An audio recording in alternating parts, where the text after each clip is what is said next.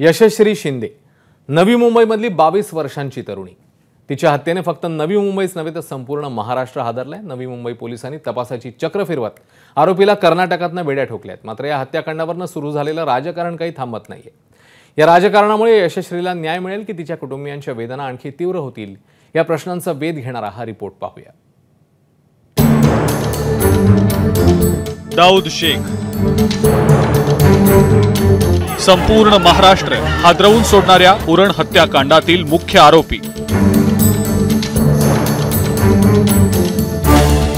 यशश्री शिंदेच्या हत्येप्रकरणी नवी मुंबई पोलिसांनी दाऊद शेखच्या मुसक्या आवळल्यात। 5 दिवस पाठलाग केल्यानंतर त्याला कर्नाटकमध्ये बेड्या ठोकण्यात आल्या। 25 जुलैला यशश्री शिंदे बेपत्ता झाल्याची तक्रार नोंदवण्यात आली। शुक्रवारी यशश्रीचा मृतदेह सापडला।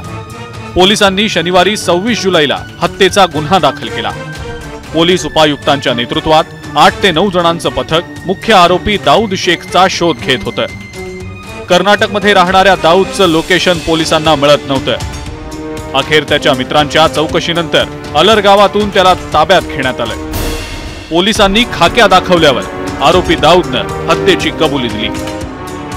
आपल्याला माहित असेल की मयत आणि यांच्यात ओळख होती, मैत्री होती आणि मागील 3-4 वर्ष मयत जी आहे ह्या मुलाच्या संपर्कात नव्हती आणि असं वाटतंय की त्याच्यातूनच त्यांनी केलेलं आहे। 2019 मध्ये यशश्री अल्पवयीन असताना तिला त्रास दिल्याप्रकरणी दाऊद शेखवर गुन्हा दाखल करण्यात आलेला होता। घटनेच्या दिवशी आरोपी दाऊदनं यशश्रीला भेटण्यासाठी बोलावलं होतं। या भेटीदरम्यान वाद झाल्यानंतर हत्या करण्यात आली असा अंदाज पोलिसांनी वर्तवलाय।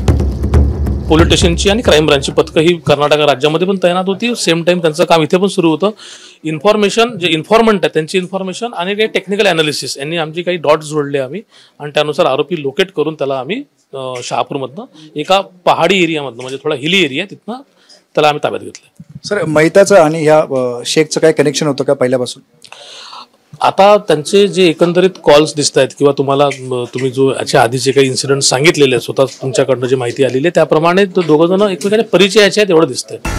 दाऊद शेखनं एकट्यानं यशश्रीची हत्या केली की यात आणखी कुणाचा हात आहे याचा पोलीस सध्या तपास करतायत।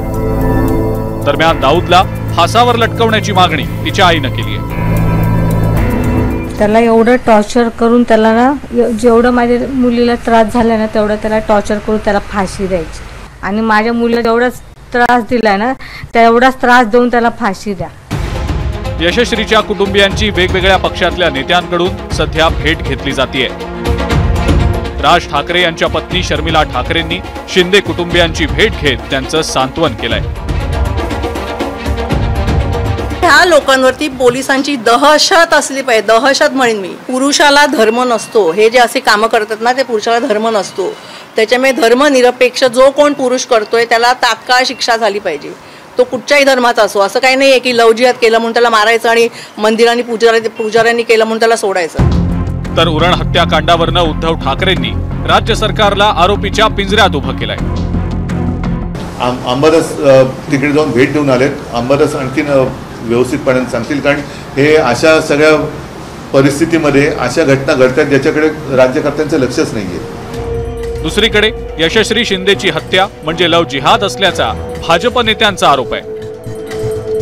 नितेश राणेंनी ईट का जवाब पत्थर से म्हणत थेट इशाराच दिलाय। यशश्री शिंदेच्या हत्येवरून आता राजकीय आरोप प्रत्यारोप सुरू झाले।